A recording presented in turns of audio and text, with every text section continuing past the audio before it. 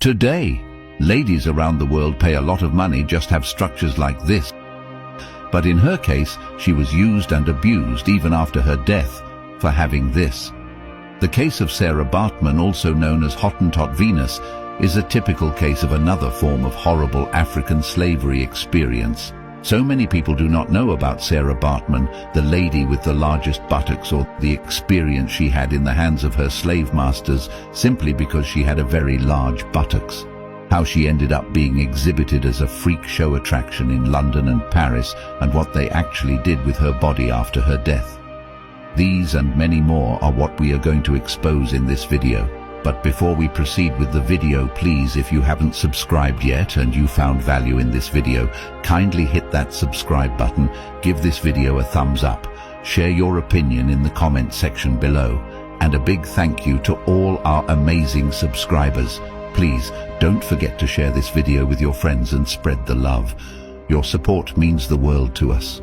Sarah was born into a family of cattle herders in 1789 at the Gamtus River in the Eastern Cape.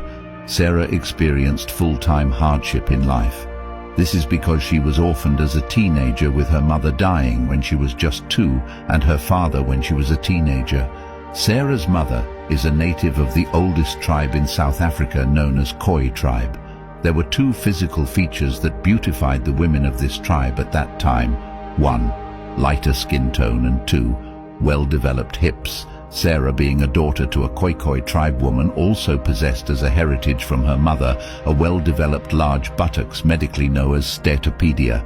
This is a state in which a woman accumulates substantial amount of adipose tissue on the buttocks and thighs. Sometimes the tissue extends to outside and front of the thighs. This results in giving the woman a curvaceous figure. Sarah, possessing the beautiful look, made her a fascinating being to the European colonizers of the early 19th century. The Europeans categorized her as a subhuman out of racial sentiments. This made them unleash the greatest physical exploitation on her. As poor as she was as an orphan, Sarah was working as a domestic worker in Cape Town in the house of a Dutch doctor and staff of Royal Navy named William Dunlop, after he purchased her from an African farmer of Khoi tribe, her previous employer. Ever since Dunlop's purchase, Sarah's predicament multiplied in folds. Dunlop used Sarah as his slave and hot servant in Cape Town for a while before taking her to London. In 1810, Dunlop and his partner, a mixed-race entrepreneur named Hendrik Caesars, had to travel back to London with Sarah and convinced her to sign a contract with them to be used as a freak show attraction. They convinced her that she could make a lot of money exposing her body for entertainment. The unsuspecting Sarah, with her timidity, agreed and signed the contract written by Dr. Dunlop, not know it was more like a Greek gift. The terms of the contract were false, and Sarah Baartman remained enslaved for the rest of her life. With the contract sealed and in progress, Dunlop and Hendrik organized freak shows across England, Ireland and other cities in the UK, as well as in the Netherlands, while cashing out massively and paying Baartman just a little money for feeding. Sarah was made to appear with very scanty clothing on her body, while the public paid to see and play with her body. She became pawned in the hands of his slave masters. She could take any instruction that appeals to the customers, like walked, stood, sat or danced as the case may be, provided the client has made payment. The whites saw her with stupefaction, amazement, disgust and amusement. Both men and women touched and made her a plaything. In fact, she was treated like an animal. In the month of September of the year 1814, Baartman was sold to Rau, a Parisian animal keeper in Paris, France. This transaction was possible because of the popularity Sarah got in the court trials when some concerned citizens filed a suit against Dr. Dunlop's contract with her. They felt sympathetic of her for her predicaments and filed a lawsuit to stop the exhibitions and exploitation. Unfortunately, they failed because the terms of the contract overruled their complaint, and Sarah herself had at one time made a formal statement that she were doing all the exhibitions of her own volition, that it wasn't a mistreatment. The statement was questionable and lacks integrity because people were of the opinion that she was coerced to make the statement. Secondly, her poor command of English language was a great limitation to clear communication.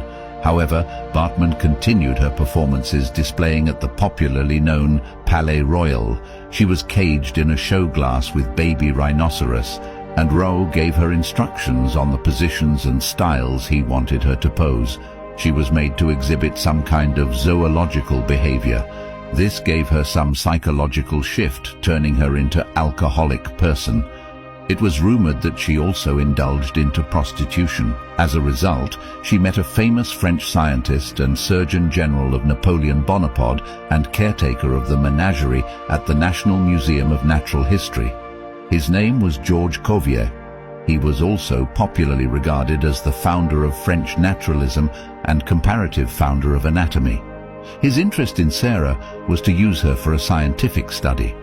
Cuvier made observations resulting in a statement about her anatomy and movements, such as something brusque and capricious about them resembling those of monkeys.